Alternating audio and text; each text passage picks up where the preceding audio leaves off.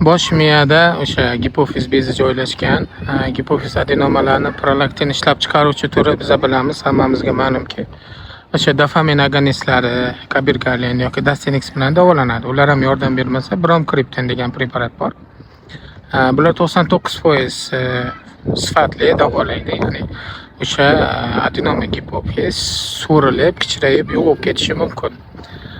Bizda ma'lum bir holatlarda shunaqa qiziqarli holatlar bo'ldiki, adenoma gipofiz so'rib erib ketgan, lekin o'rnini egallagan suv baribir bosim berib, hazm yo'qolmaganda ko'z nervini bosish holatlari kuzatilgan.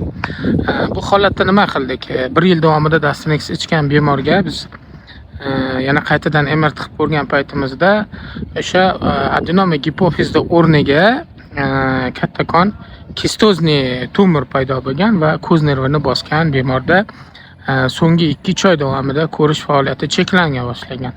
Shu sababli bu holatda ham o'sha ko'z nervini ko'rishni saqlab qolish uchun ham endoskopik, ya'ni burun orqali endoskopik transnazal transfenedal usulda gipofiz adenomasini olib tashlash tavsiya qilinadi.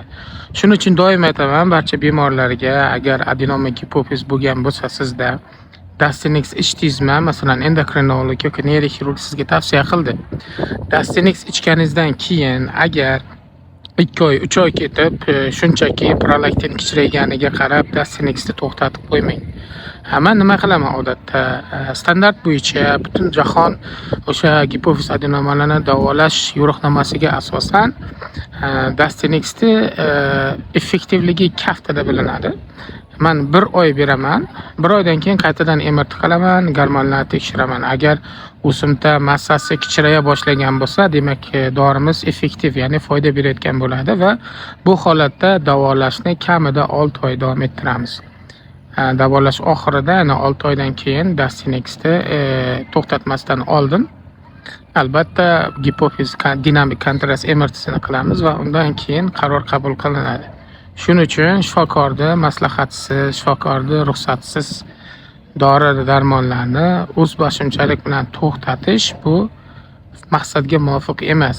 Yana aytaman, endokrinolog bo'lish kerak yoki adenoma gipofiz bilan shug'ullanadigan neyroendokrinolog yoki neyroxirurg buni ko'rish kerak. Ba'zan boshqa mutaxassis vakillari bu narsani tushunmasligi mumkin va ularning fikrini so'rashdan ko'ra ko'proq o'sha tor doira mutaxassisi gipofiz adenomasi bilan shug'ullanadigan bemorlar, shifokorlarning fikrini inobatga olish kerak deb o'ylayman. Salomat bo'lasizlar, kuzatishda davom eting.